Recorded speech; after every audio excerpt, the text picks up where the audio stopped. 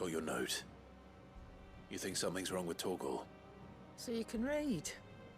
Congratulations. But I didn't say I were wrong with him. I said something weren't right. He's not been eating me treats. He used to love cracking the bones from Molly's boiled brown, but now he won't so much as look at them. Didn't like him. Which is why I'm of a mind that his mind's on something else. You've not been working him too hard, have you? No harder than usual. Is that it, boy? Do you need a rest? What was it you said he was? A frost wolf? That's what the lawsman seems to think. Then maybe this all has something to do with whatever it is that's woken inside him. I suppose things have been different since Rosalith. Perhaps Hippocrates knows something. Instead of everything, you mean? Perhaps.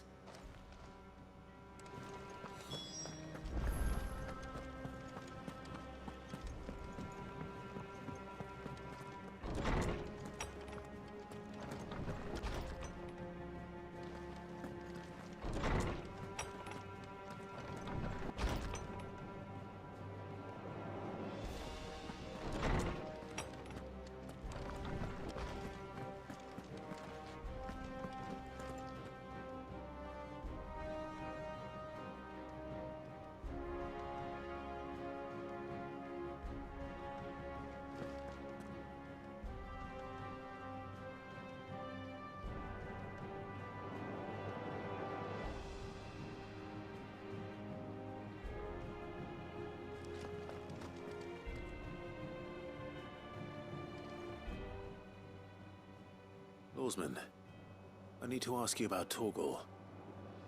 Something's not right with him. He isn't ill, is he? I don't think so. But according to Lady Karen, he seems to have lost his appetite, which is certainly a new development.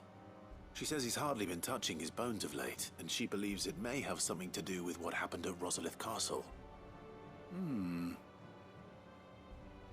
I rather think she might be right, though not about his appetite.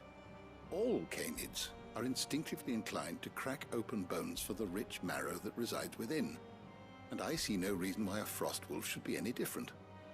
Accordingly, I suspect it is not a lack of appetite that afflicts Torgal, but a surfeit of it.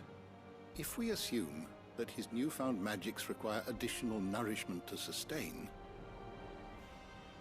it may well be that the bones Lady Karen is accustomed to providing are no longer sufficient. Frost wolves, after all, habitually prey upon far larger animals, whose bones may yield altogether different nutrients. As to where one might find a suitable substitute, some antelopes that graze the meadows of eastern Rosaria have been known to grow to a size more than double that of their lesser cousins. I don't recall ever seeing any that large.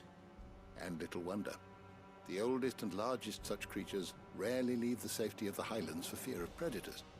The last elder antelope sighting I recall hearing about took place near Cressida, and that was long before the village was abandoned. Even so, it seems like a good place to start. Good hunting, Clive.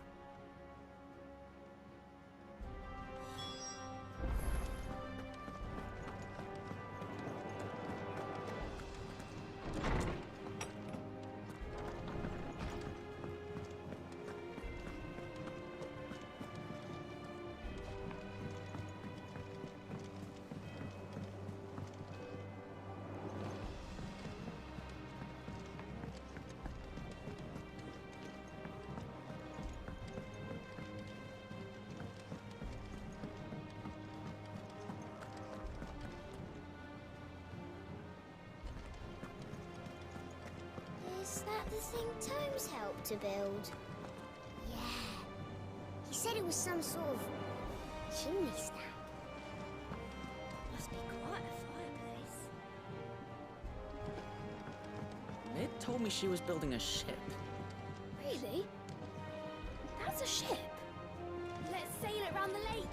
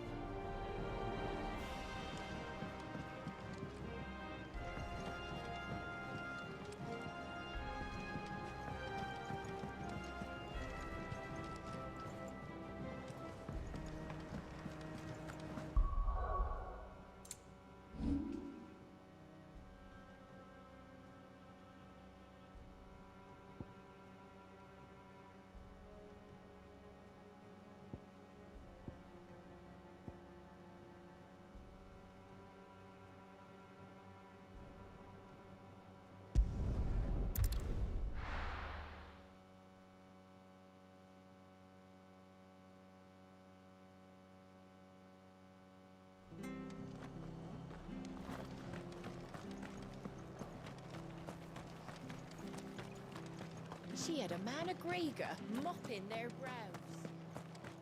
Please, teach me how to fight. Right. If you're still here when my shift is over.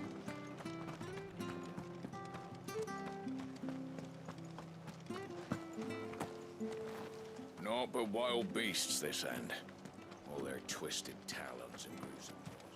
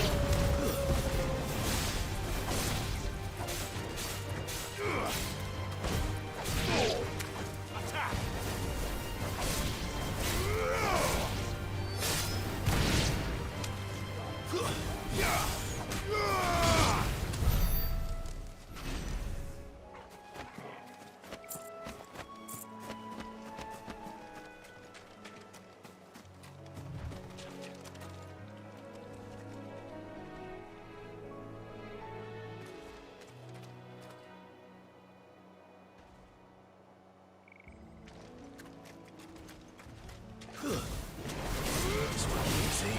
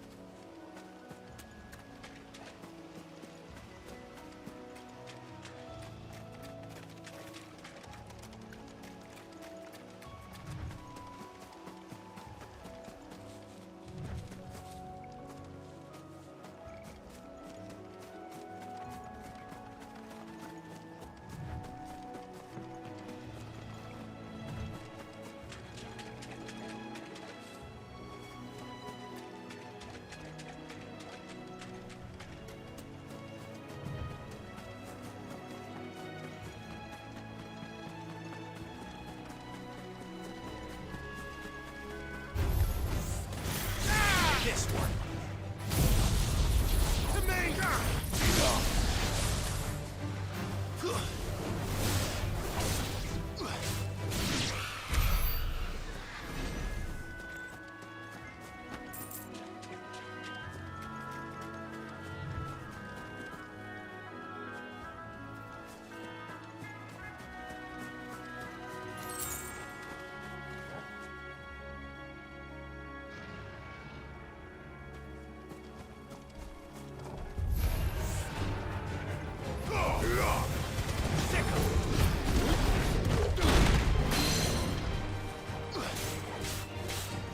Get him!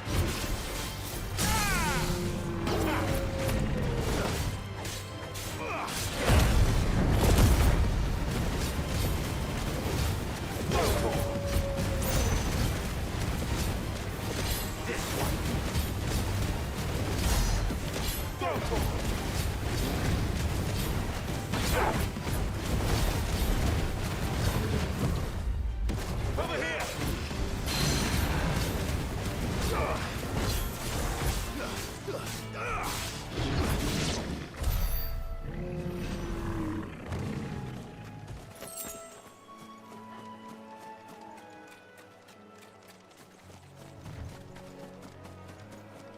Well, it's certainly quiet.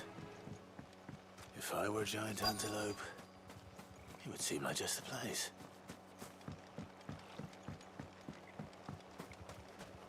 I doubt we'll find one bigger than that. You hungry, Torgal?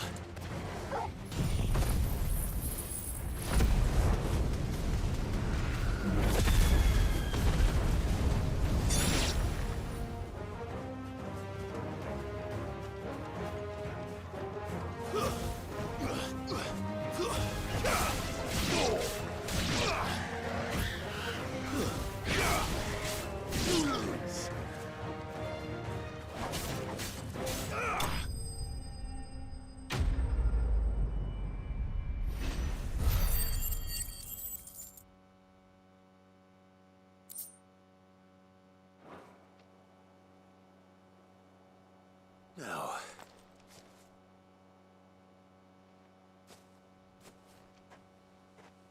will it be enough, I wonder?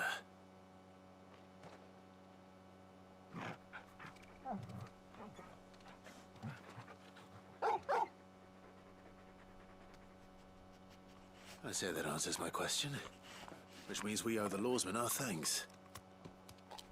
You're just a big puppy, aren't you? A very big puppy.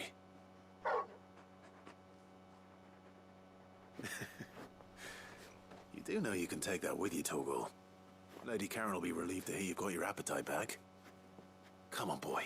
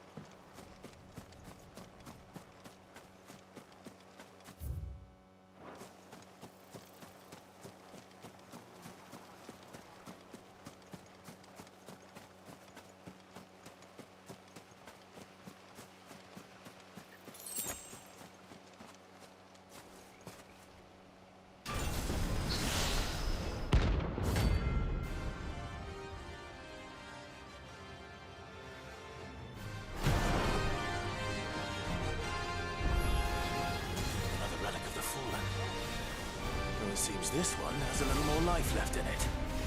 All right, then.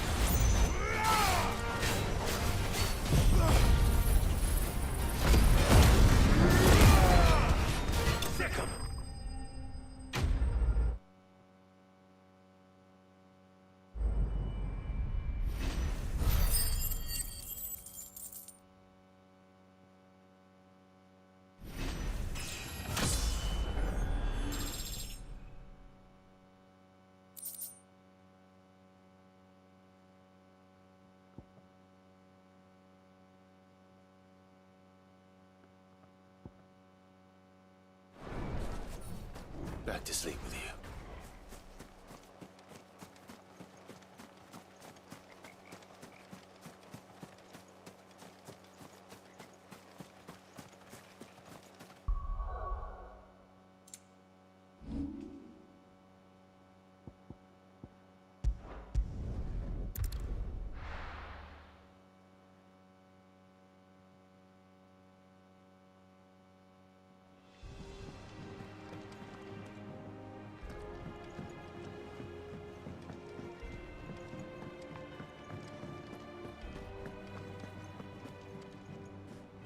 I noticed you and Torgal had gone off somewhere.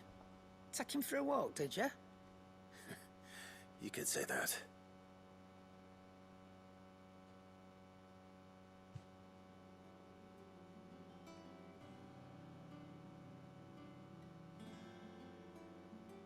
So, Molly's leftovers weren't good enough, eh? That'll teach me for treating you like you're still a pup. All right, no need to shout. Now we know what you're after, I can see about getting some in. Speaking of which, I brought one for later. Can I leave it with you?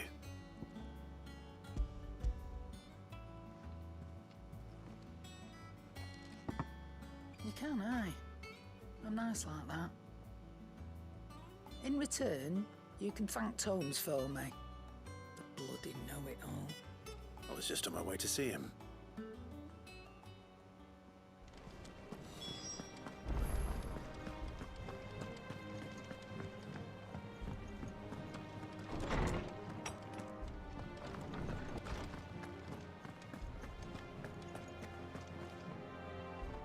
Ah, Clive. Were you able to locate your quarry? We were indeed, Lawsman. You pointed us in exactly the right direction. And Torgal's been a very happy hound ever since. Very good, very good. Lady Karen sends her thanks, by the way, for your part in solving the mystery. Ah. But that reminds me. After your last visit, I found myself pondering Torgal's talents.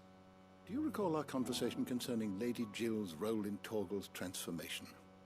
About how she somehow woke the power within him. Precisely that. A reasonable conclusion, I thought. But one which raised certain questions in my mind. You see, the Fenrir of legend served Shiva and Shiva alone. And while the powers attributed to him are certainly impressive, the records imply they are somewhat different in nature to those you describe Torgal as having used. What are you suggesting? That Torgal may be the beneficiary of more than one icon's power. Consider that in addition to Lady Jill, he has served as a loyal companion to you, your brother, and even the late Cid. In short, the icons hitherto near at hand, or should I say at paw, have been diverse and plenty, and that number has only grown as the realm's dominance have fallen to your sword. One can but speculate as to how all of this has affected Torgal. He has seemed more fierce of late. And if I'm not mistaken, he will grow fiercer still. We are fortunate indeed to be able to count him amongst our allies and not our adversaries. Oh, he's more than an ally. He's a friend.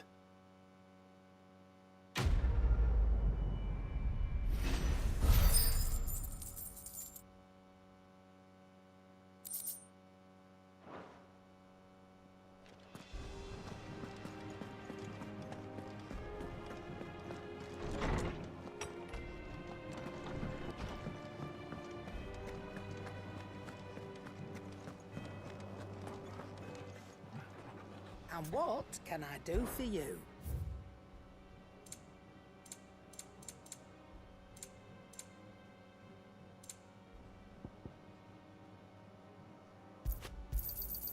You're rubbing me blind, you know. It'd better all be here. You're rubbing me blind, you know.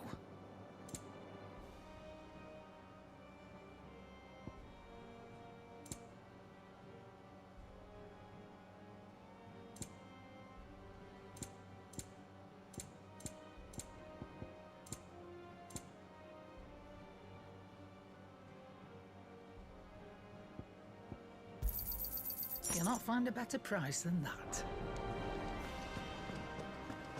Thank you, Clive.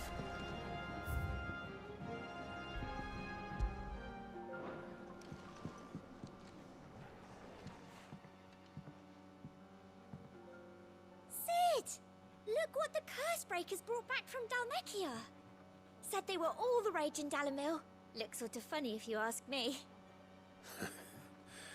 I'll be damned. Have you had one before? Something smells good. What are we having? Bombs! And they are good. You should try one.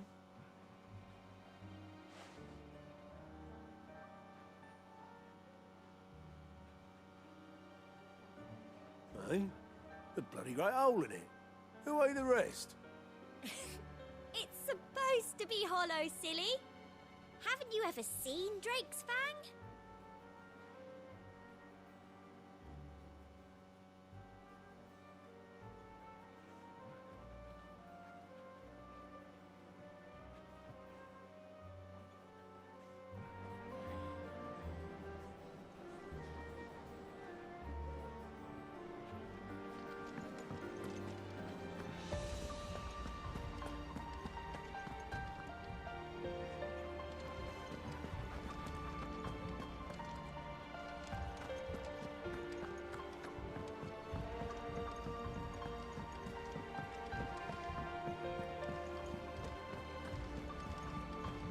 Is that the thing Tomes helped to build?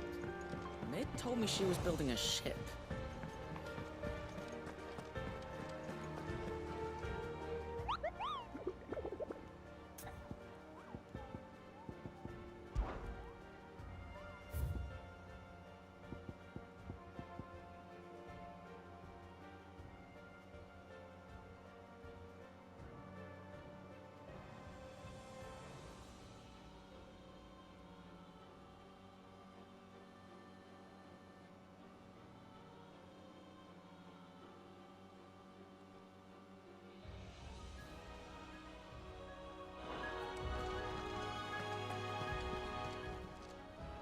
Welcome to the Patron's Whisper. Is everything we've received and everything promised? Here you are. Come again. I may have more for you.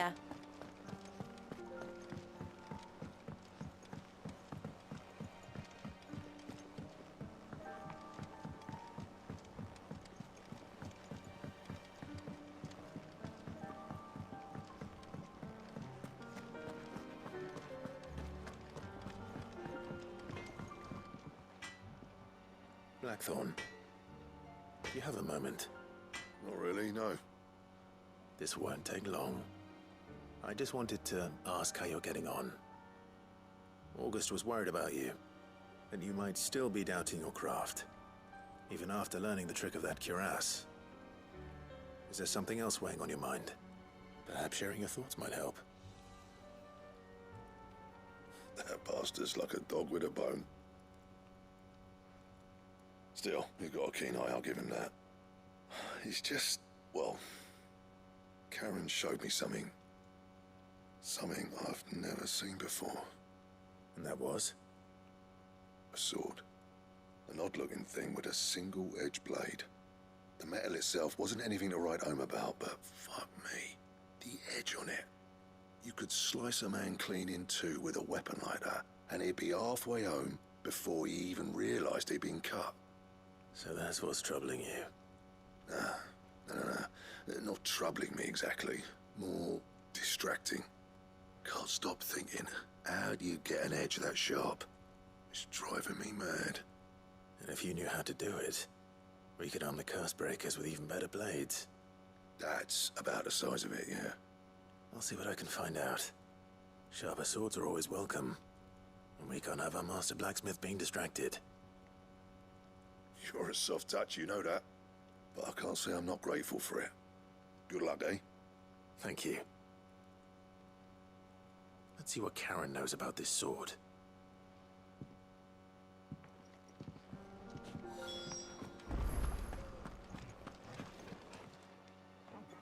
You're looking well, Karen.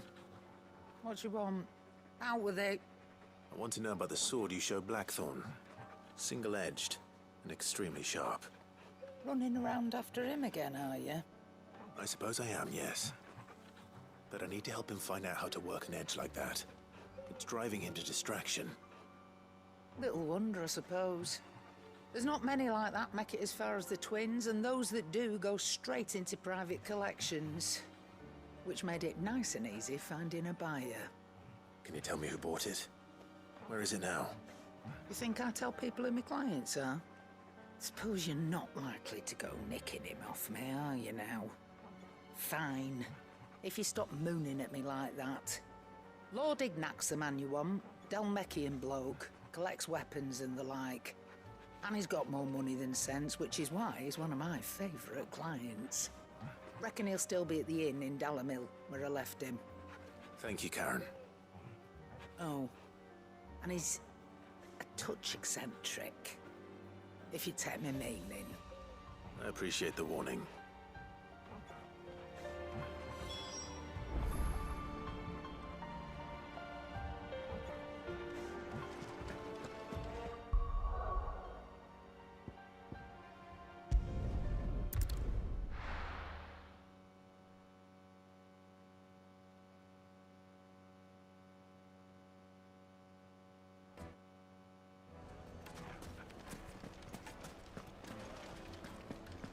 People take notice of wealthy men. Shouldn't be too hard to track down Karen's collector. The Sendrate's fang is gone. Oh, Mother Crystal, gone. What are we gonna do? I've got this theory. The Fallen, I don't think they all fell. Some of them are still living among us. You could be one of them. I could be one of them. Back again, are you? Any more trouble and you'll be barred for life, however deep your friends' pockets might be.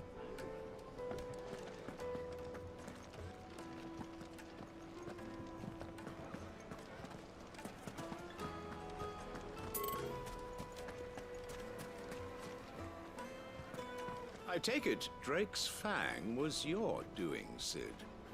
You really are quite the outlaw. It's only a matter of time before the people learn of this and seek to apportion blame. Lie low is my advice.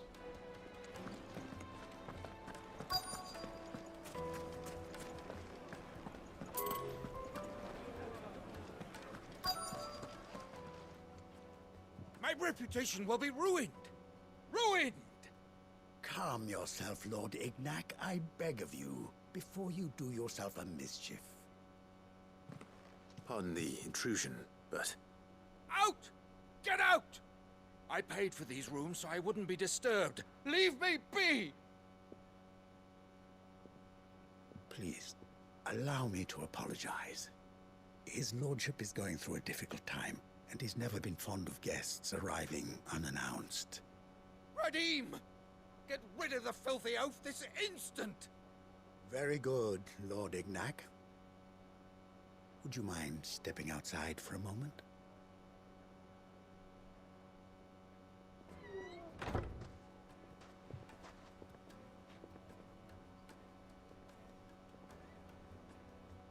I'm sorry if I've caused you any trouble. That? Oh, no. That's just how his lordship is. Though the morning's events have left him somewhat fractious. He has been dispossessed of his luggage, you see. The thieves also made away with a considerable amount of coin. Coin the innkeeper will soon be keen to collect. I don't suppose a certain blade was among the stolen items. A single-edged sword. It was purchased from a merchant friend of mine.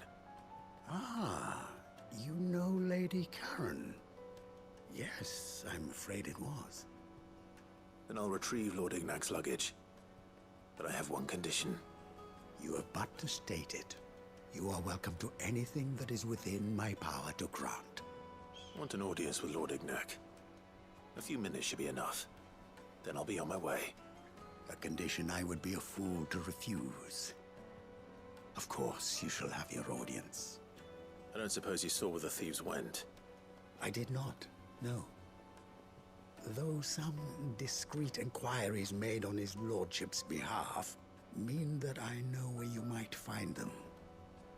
The bandit's bed. Every ill-gotten coin in Dalimil is said to pass through that disreputable corner of the Valcroy. And that's where I'm heading. I shall speak to Lord Ignac in your absence, and arrange for an audience upon your triumphant return. That will be very kind of you. Farewell, and best of luck.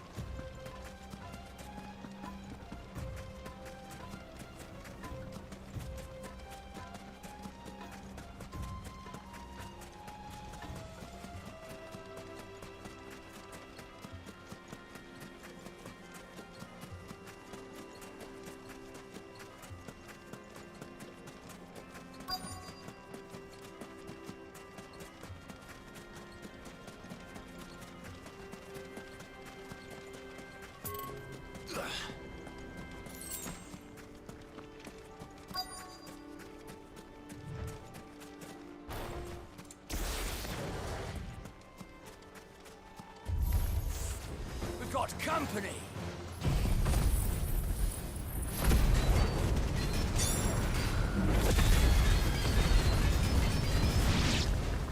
Come on, lads, let's tear the bastard's head off!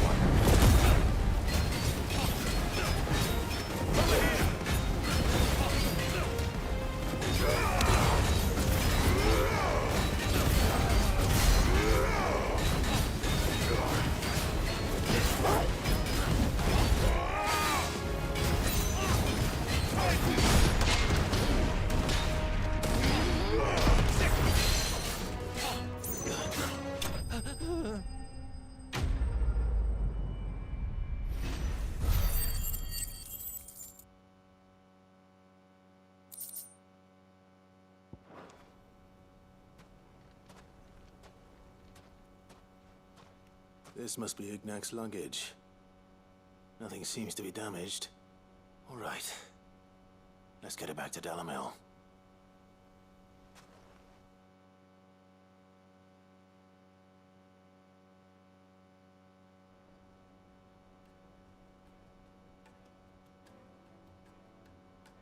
I hear I have you to thank for the return of my effects. What shall I call you, my good man? Wyvern. Glad to make your acquaintance. A formidable name indeed. Well, Wyvern, I appear to be in your debt. Redeem here tells me you wished for an audience. Is that all? A few moments of your time should suffice, yes. You're a peculiar fellow, Wyvern. All right, speak. Master Wyvern was wondering if you could tell him about a certain single-edged sword you recently acquired. Oh, a true work of art, that one. Karen drove me hard on the price, but I would have sold her Radim here to get my hands on that sword. It was made in the Outer Isles, far beyond the Twins, and is used exclusively by the practitioners of a unique school of swordsmanship. They believe no combat should ever exceed a single strike and hone their blades to such perfection that none ever does.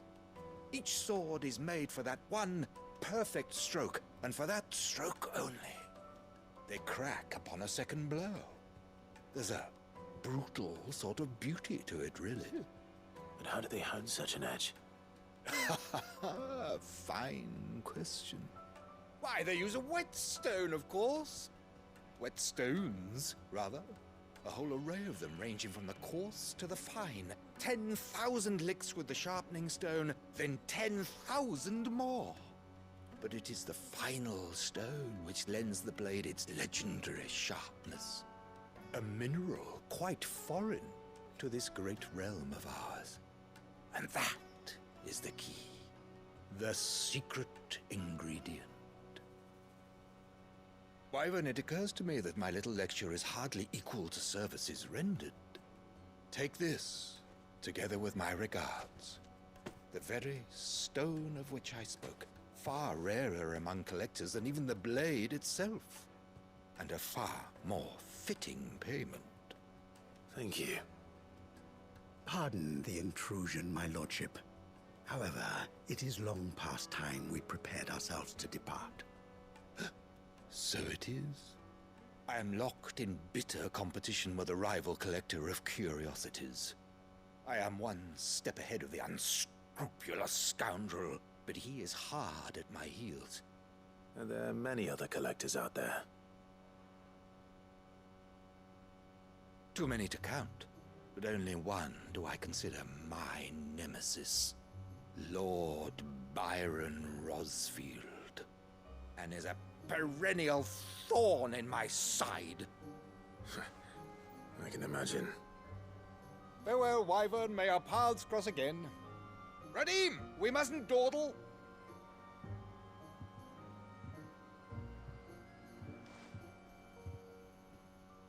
think his lordship is rather taken with you, Master Wyvern. Thank you again for your assistance. Coming, my lordship. I'll be right there.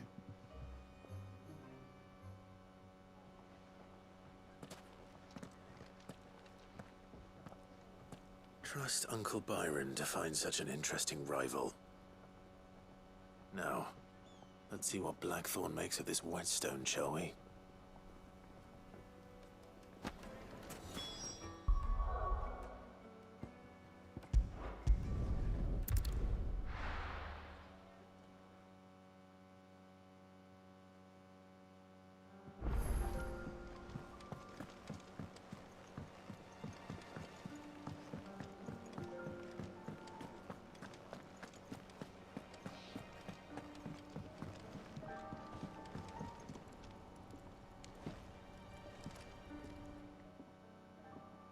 Sorry for the wait, but hopefully you'll agree it was worth it. You learned something about that sword, then? I did better than that.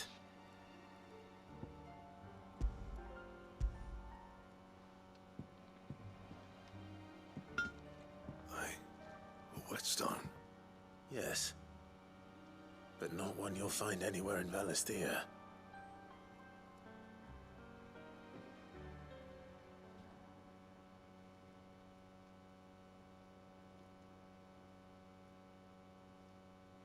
No wonder I couldn't get the same finish on the grinding wheel.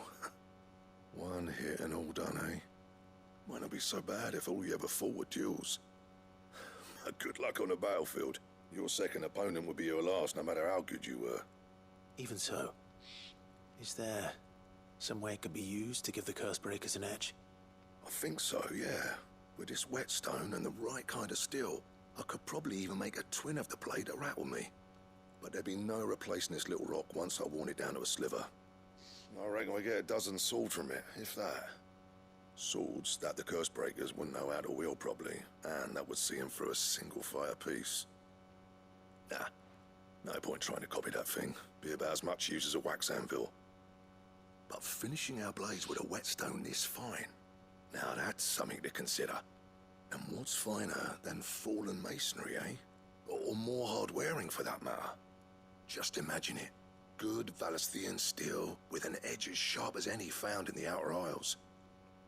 I won't make a copy, nah. I'll make something much better. I'm sure the Cursebreakers will be delighted. Just don't push yourself too hard. Don't you worry about me, sunshine. I've been working day and night since I was half your age, and I'll still be here when you're long gone. Well, that's ominous. Hey, thanks, Clive. I mean it. He's an emotional chap, isn't he? August too. It's good to know someone's looking out for me. You'll be happy to hear you said that. And I'll see that my debt to you's paid. First new blade I make's got your name on it. You come and find me when you've got the materials. Right. I will. Yeah, that's an he's an emotional fellow, this Blackthorn. He makes out like he's not. He's all hard face and ooh. Oh, hey, hang on a minute. Necessary for crafting the sword Excalibur. Hang on.